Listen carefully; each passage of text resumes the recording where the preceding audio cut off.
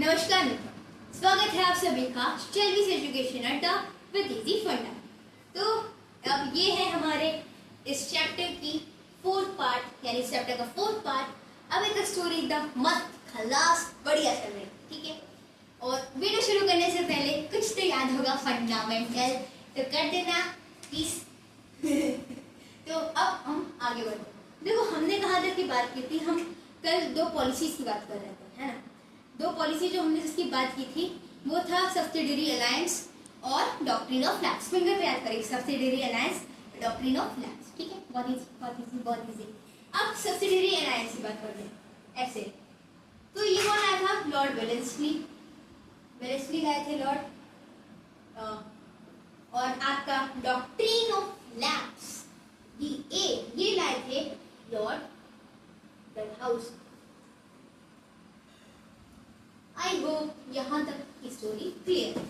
Story यहाँ तक हमारी चल रही थी, तो मस्त बढ़िया, ठीक है। अब हम आगे बढ़ते हैं। तो देखो, विंध्या के नीचे अब कैसे ये एक्सपैंड करते हैं, विंध्या के नीचे, है ना। तो अब ये आगे कैसे एक्सपैंड करते हैं हम उसकी बात करेंगे। विंध्यास मतलब समझ पा रहे हैं ना, विंध्यास रीजन, सतपुरा रीजन, इतना नहीं आता था, ज्योग्राफी में पढ़ा गया है, ठीक है। तो अब बढ़ते हैं। तो टीपू सुल्तान की हम बात करते हैं। टीपू सुल्तान ये मैसूर के रहने गए थे, मैसूर के रहते थे, ठीक है।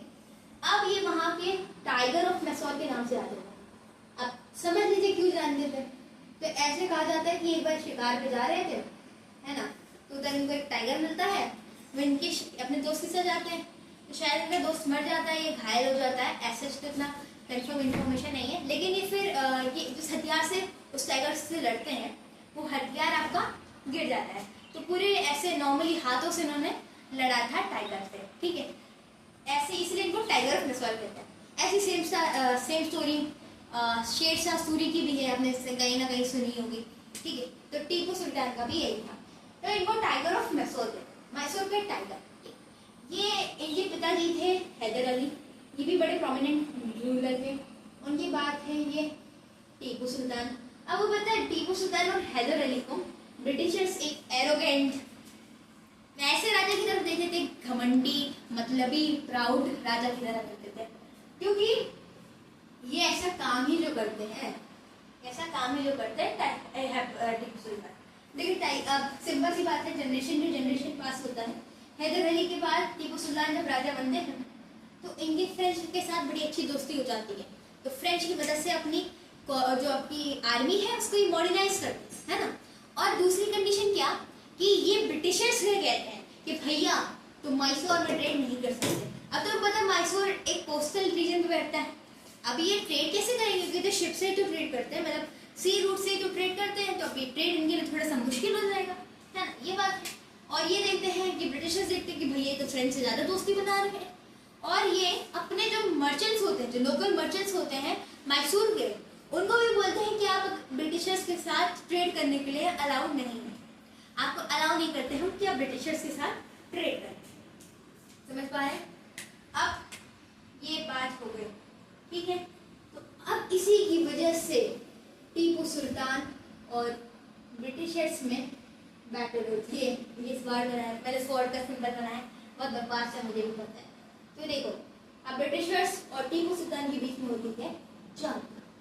मैदान जंग में इनके बीच में 4 वॉर्स हो, 3 वॉर एकदम बढ़िया चल रही थी। आपको ईयर जानने की जरूरत, बुक में कैसे दिया है 1767 से 1769 तक, 1780 से 84 तक, 1790 से 92 तक।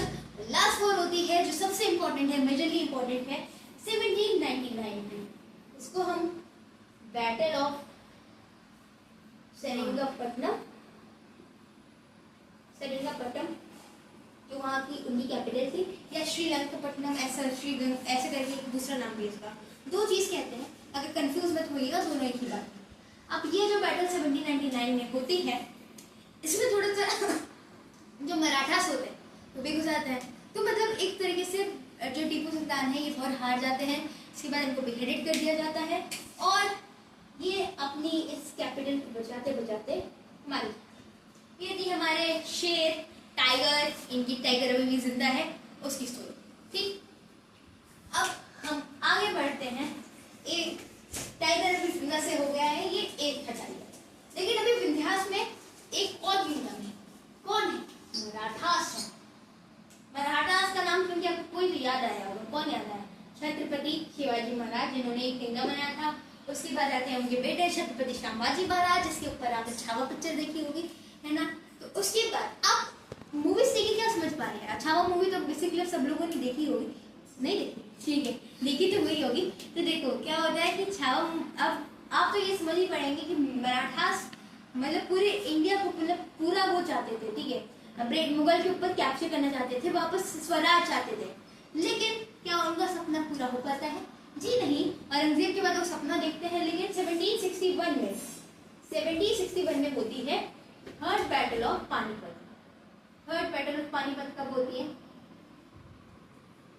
थर्ड बैटल ऑफ पानीपत होती है 1761 में, जिसमें मुगल बुलाते हैं अहमद शाह अब्दाली को कि आइए भैया हमारी तरफ से लड़िए, हम बेजान इंसान हैं। अहमद शाह अब्दाली को बुलाता है। अच्छा, इसमें ये मराठास हार जाते हैं। थर्ड बैटल ऑफ पानीपत उनकी बहुत बड़ी कमजोरी होती है। अब आपके दिमाग में आएगा क्यों हारते हैं? देखो, बहुत सब लोगों की अलग अलग थ्योरी होती है। कुछ लोग कहते हैं कि ये विंध्यास के साइड से रास्ते में जाते आते, मतलब आपको पता ही कैसे रास्ते पानीपत पड़ते हैं ना, तो ऐसा रीजन बताते हैं कुछ लोग बताते हैं कि आपके भैया ये जो पानीपत अहमद शाह अब्दाली होते हैं, नवाब्स होते हैं, सब मिलके इनके अगेंस्ट वॉर करते हैं। भैया अब इतने लोग हैं तो हारेंगे तो हैं।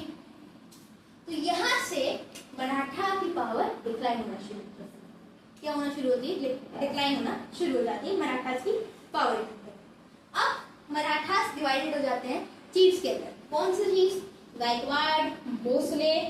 आपने, अगर आप मराठी हैं तो शायद आपने नाम सुने होंगे, भोसले, गायकवाड़, ऐसे करके कुछ चीज के अंदर ही डिवाइड हो जाते हैं, जिनका एक मेजर होता है पेशवा, ठीक है, जिनका एक मेजर होता है पेशवा, जिनके टॉप पे होता है आपका कौन? पेशवा। यहाँ तक की कहानी आई होप आपको क्लियर होगी। अब क्या होता है कि इनकी भी ब्रिटिशर से वॉर होती है। इनकी ब्रिटिशर से 3 वॉर्स होती है। याद रखिएगा, एंग्लो मैसूर वॉर 4 होती है और एंग्लो मराठास वॉर 3 होती है। पहली वॉर में हो जाता है इनके पास क्या बोलते हैं उसको, इनके पास शांति होती है सलबाई की, ट्रीटी ऑफ सलबाई हो जाती है पहली वॉर में, ठीक है, कोई नहीं जीतता। उसके बाद ब्रिटिशर जीत जाते हैं। फिर क्या होता है थर्ड वॉर के बाद? जो थर्ड वॉर होती है उसमें क्या बोलते हैं कि जो मराठास के जो चीफ है यानी पेशवा, ये हार जाते हैं वॉर और इनको भेज दिया जाता है आपके कानपुर। अब कुछ याद कनेक्ट, अब डॉट्स को कनेक्ट करना। कानपुर से कौन होता है? सुना ही होगा आपने, अगर कहीं से वीडियो देख ली होगी गलती से 1857 की रिवॉल्ट की, तो कानपुर से कौन होता है? हमारे नाना साहब होते हैं ना कानपुर से। नाना साहब क्या नाम होगा, नाना करके थे तो कुछ, तो वो होते कानपुर से। अब वो क्यों रिवॉल्ट करते हैं? तो ये यहाँ से पेशवा को भेज देते कानपुर में और कहते हैं कि हम आपको देंगे पेंशन, आप पेंशन करिए कानपुर में, ठीक है, और बाकी पूरी तरीके से मराठा पूरा एम्परर वो होता है डिसॉल्व होता है। आई होप इतना आपको समझ में आया नहीं होगा, ठीक है। तो देखो दोस्तों, हम यहाँ तक पहुंचे थे। 3 वॉर होता है। पहली याद करिए, फिंगर टिप्स पे याद करिएगा। पहली वॉर में ट्रीटी ऑफ सलबाई, हाँ, ट्रीटी ऑफ सलबाई हो जाती है पहली वॉर में, इसमें कोई नहीं जीतता। फिर ये 2 वॉर्स होती हैं, जिसमें थर्ड में टोटली ब्रिटिशर्स इनको हटा देते हैं। अच्छा, आपको पता है कि 2 वो थे आपके मराठास के 2 फेमस वो थे, एक महाजी शिंदे थे और एक नाना फडणवीस थे। फडणवीस अभी कौन है वहाँ पे? आपके महाराष्ट्र का सीएम कौन है बताइएगा? उनके भी सरनेम में फडणवीस है, इसे आप याद कर सकते हैं, ठीक है। तो याद रखिएगा 2 फेमस चीफ भी थे। यहाँ से 1 वर्ड का क्वेश्चन पूछ सकता है, तो बैठाना पड़ता है दिमाग में। अब आई होप मैंने मराठा का तो पूरा ये कवर कर लिया है। अब हम आगे बढ़ते हैं अपनी वीडियो की तरफ। एंड देखो, तीसरी हम पॉलिसी बात करेंगे जो है claim to paramountcy. Claim to paramountcy, इसका क्या मतलब होता है? ये अब ब्रिटिशर्स और हवे में कि भैया सॉरी थोड़े से डिस्टर्बेंस के लिए, ऐसे डिस्टर्बेंस बड़े बड़े शहरों में छोटी मोटी बातें तो होती रहती है। तो अब डेमोक्रेसी। अब यहाँ पे ब्रिटिशर्स कहते हैं we are the supreme, we are the supreme, कोई भी किंगडम हम जहाँ चाहे एंड कर सकते हैं, क्योंकि कौन है सुप्रीम, हम हैं, ऐसा ब्रिटिशर्स कहते हैं। और इनके अंडर कौन आ जाता है, जैसे ये कहते हैं कि जो भी किंगडम मतलब मिसगवर्न हो रहा है वो हमारे अंदर आ जाएगा, नहीं हो रहा तभी कह देंगे हमारे अंदर आ जाएगा, ठीक है। तो अब ये चीज़ कित्तूर में भी ट्राई करते हैं, लेकिन कित्तूर से एक और पर्सनैलिटी उभर आती है, जिनका नाम है रानी छन्नम्मा। रानी छन्नम्मा आती है कित्तूर से और ये बोलती है ना बाबू साहेब ना, हम है सुप्रीम, आप कैसे अपने वो कर सकते हैं। लेकिन बाद में इनको जेल में डाल दिया जाता है, आई गेस 1824 में, और फिर वहीं पे जेल में इनकी मौत हो जाती है। लेकिन रानी छन्नम्मा के बाद उनके जो वहाँ के जो लोकल वो हैं गार्ड हैं, वो आगे इस मूवमेंट को कंटिन्यू करते हैं, जिनका नाम था रयन्ना। ठीक है, आप समझ पा रहे हैं नेशनलिटी की भक्ति की, भैया नहीं कैसे तुम करोगे, हम हैं ना अभी यहाँ पे। और फिर रयन्ना ये मूवमेंट को कंटिन्यू करते हैं और यहाँ तक कि हमारी सारी स्टोरी हुई समाप्त। अब हमारे पास बचा होगा क्लाइमैक्स। नेक्स्ट वीडियो में हम देखेंगे इस चैप्टर का क्लाइमैक्स। तब तक बने रहे हमारे चैनल पे। धन्यवाद।